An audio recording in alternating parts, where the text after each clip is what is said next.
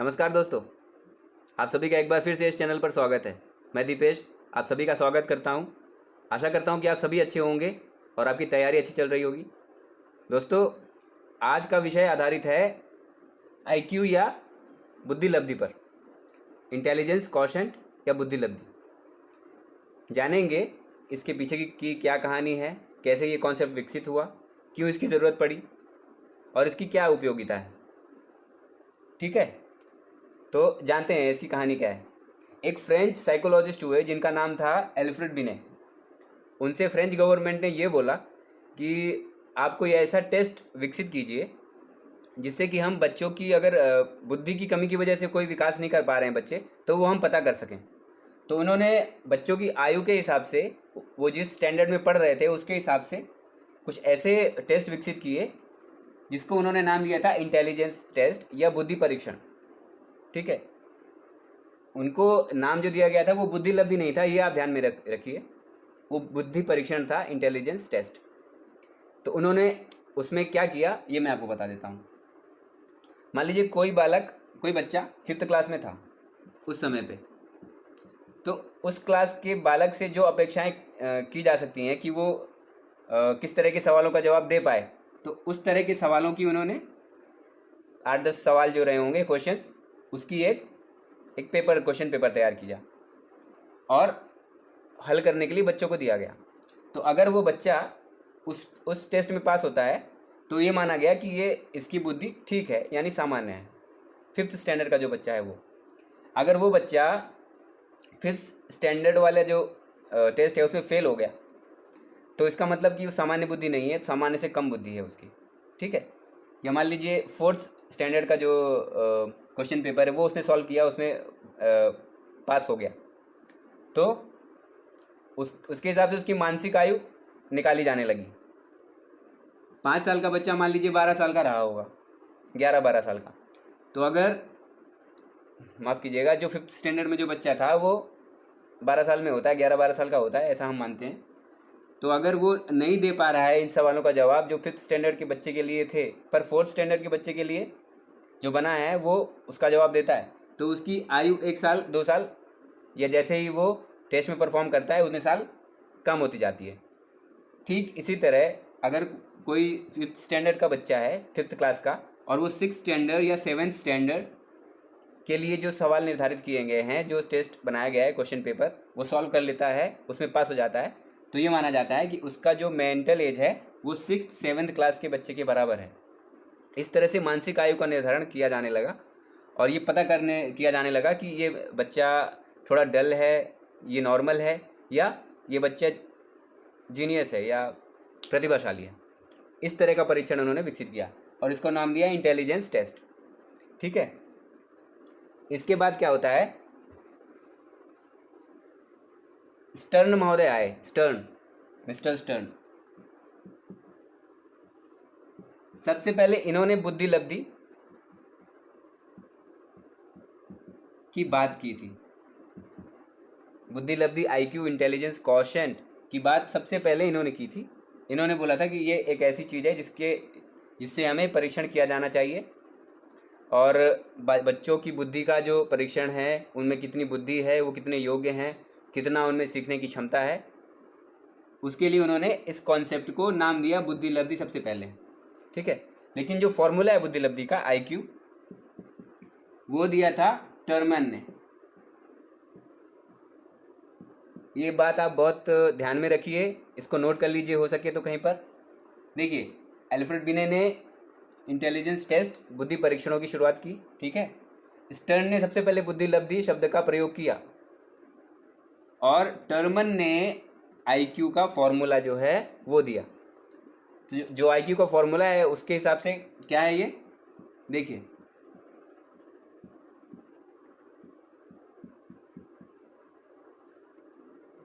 Mental as यानी मानसिक आयु, आईक्यू बराबर इंटेलिजेंस क्वोशेंट या बुद्धि लब्धि is equal to mental age या मानसिक आयु बटे अपॉन क्रोनोलॉजिकल एज या वास्तविक आयु और गुणे 100।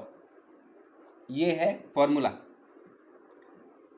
इस फॉर्मूले का यूज़ करके हम बुद्धि लब्धि या आईक्यू की गणना करते हैं। एक उदाहरण से इसको हम बेहतर तरीके से समझ सकते हैं। मान लीजिए कोई बच्चा है, उसकी मानसिक आयु 18 वर्ष है, ठीक है, और जो क्रोनोलॉजिकल एज है या वास्तविक आयु वो 15 वर्ष है, ठीक है। तो उसका आईक्यू कितना होगा? तो इस फॉर्मूले में हम इसको पुट कर देंगे। मेंटल एज 18 ईयर्स है, क्रोनोलॉजिकल एज 15 ईयर्स है, उसको इंटू 100 कर देंगे, ठीक है। ये आया 3, कितना आया? इसका मतलब उस बच्चे का जो आईक्यू है वो 120 होगा। ऐसे गणना करते हैं। जो आपके टीचिंग एग्ज़ाम्स है उसमें या तो इस तरह का एक सवाल आ सकता है कि फॉर्मूला जो आईक्यू का है वो निम्न में से क्या है, ऐसा आता है। या एक क्वेश्चन ही आ जाता है कि किसी बच्चे की मानसिक आयु इतनी है और उसकी वास्तविक आयु इतनी है, तो उसका आईक्यू या बुद्धि लब्धि कितनी होगी वो आपको निकालना पड़ता है। तो ये आप ध्यान में रखिए फॉर्मूला। और इन चीज़ों में कंफ्यूज आप बिल्कुल ना हो कि स्टर्न ने बुद्धि लब्धि सबसे पहले बोला था शब्द, इन्होंने ही ईजाद किया था ये शब्द, और टर्मन ने आईक्यू का जो फॉर्मूला है वो विकसित किया, ठीक है। और कुछ चीज़ें जो हैं वो याद करने की आपको ज़रूरत है। याद मत कीजिए, याद करना अच्छा नहीं माना जाता है, बस आप ध्यान में रखिएगा, ठीक है। आप थोड़ा अलट पलट के देखते रहिए और ध्यान में रखिए, अपने रटिए मत। देखिए जो 140 या उसके ऊपर जो आईक्यू स्कोर है, ठीक है, वो कहलाते हैं जीनियस या प्रतिभाशाली, ठीक है।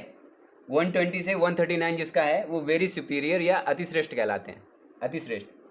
फिर 110 से 119 जिनका आईक्यू स्कोर है वो श्रेष्ठ कहलाते हैं या सुपीरियर।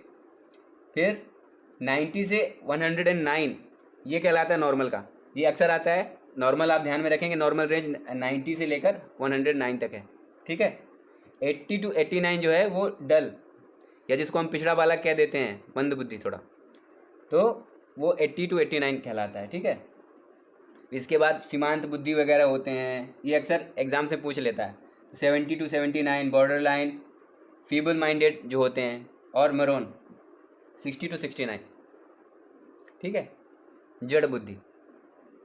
तो ये आप याद में रखेंगे। नॉर्मल बुद्धि क्या होती है, जीनियस कौन होते हैं, ठीक है, और ये पिछड़ा बालक और ये मोरन वगैरह जो होते हैं। तो ये एग्ज़ाम से पूछ लेता है, इसलिए मैं आपको विशेष रूप से ये बता रहा हूँ। तो आज हमने सीखा कि बुद्धि परीक्षणों की शुरुआत कैसे और क्यों हुई, और सबसे पहले बुद्धि लब्धि शब्द का इस्तेमाल किसने किया, उसके बाद ये फॉर्मूला है वो किसने विकसित किया, ये सारी चीज़ें हैं। तो बुद्धि लब्धि कोई बहुत बड़ी चीज़ नहीं है दोस्तों, कुछ क्वेश्चन ही होते हैं। आप भी अभी नेट पर सर्च कर लेंगे तो आईक्यू टेस्ट वगैरह आपको मिल जाएगा, आप खुद भी दे सकते हो। पर उससे ऐसा नहीं है कि वो एकदम सही होते हैं, पूरी तरह वैलिड ही हैं। वो एक शुरुआत के समय में सही है, जब बच्चे पढ़ाई कर रहे होते हैं 10, 15, 20 साल तक के लिए। उसके बाद मैं नहीं मानता वो सही होते हैं, क्योंकि हर व्यक्ति में अलग क्षमताएं होती हैं, और सारी क्षमताओं की जो परीक्षण है बुद्धि परीक्षण से नहीं हो सकता है किसी में कोई दूसरा टैलेंट हो, किसी व्यक्ति में कोई कलाकार अच्छा होता है, ठीक है। तो एक नॉर्मल रेंज तो ठीक है आपकी आनी चाहिए, कोई भी आप आईक्यू टेस्ट देंगे तो नॉर्मल रेंज 90 to 109 आना चाहिए, अच्छी बात है। पर अगर नहीं भी आते हैं तो कोई उसके लिए अफसोस करने की बात नहीं है या परेशान होने की बात नहीं है, ठीक है। ये खासतौर पे बच्चों के लिए बनाया गया था, ताकि जो पहले से अच्छे बच्चे हैं जिनका आईक्यू स्कोर अच्छा है उनको हम ज़्यादा अच्छा इन्वायरमेंट दे सकें, जिससे और ज़्यादा विकास कर सकें वो। और जो डल बच्चे हैं उन पर भी थोड़ा ध्यान देके उनको सामान्य बच्चों की श्रेणी में लाया जा सके, ठीक है। एक बात आप ध्यान में रखिएगा, 160 जो आईक्यू स्कोर है 160 वो आइंस्टाइन जो है महान वैज्ञानिक उनका था, और कई बार उनसे ही तुलना की जाती है। जैसे अभी कोई आईक्यू स्कोर होते रहते हैं दुनिया में, तो अक्सर न्यूज़पेपर्स में या देखते होंगे आप न्यूज़ में कि किसी बच्चे का है आईक्यू स्कोर आइंस्टीन से ज़्यादा निकला, या ऐसे ही न्यूज़ में बना रहता है। तो आईक्यू स्कोर आप ये ध्यान में रखेंगे कि आइंस्टीन का 160 था, ठीक है। और जो एप्पल के को फाउंडर हैं मिस्टर स्टीव जॉब्स, उनका भी इतना ही आईक्यू स्कोर है। अभी कुछ समय पहले ही मैंने इसको इंटरनेट पे पढ़ा, आशा करता हूँ कि आपको जो आप आज का वीडियो है बुद्धि लब्धि अच्छे से समझ में आ गया होगा। एग्ज़ाम के दृष्टिकोण से, टीचिंग एग्ज़ाम्स के दृष्टिकोण से और वैसे भी बहुत ही महत्वपूर्ण है। इसको आप पक्का ध्यान में रखिए। 1 या 2 नंबर का या 1-2 क्वेश्चन आपके आ सकते हैं। ठीक है, मेरा काम अगर आपको अच्छा लग रहा हो तो कृपया लाइक करके जाएं, सब्सक्राइब करें और शेयर करें अपने दोस्तों के साथ। और मुझे आपके कमेंट्स का बहुत बेसब्री से इंतज़ार रहता है। मैं बार बार कहता हूँ, प्लीज़ आप लोग कमेंट्स किया करें, मुझे मोटिवेशन मिलता है। अगले वीडियो में आपसे फिर से मुलाकात होगी, तब तक के लिए धन्यवाद।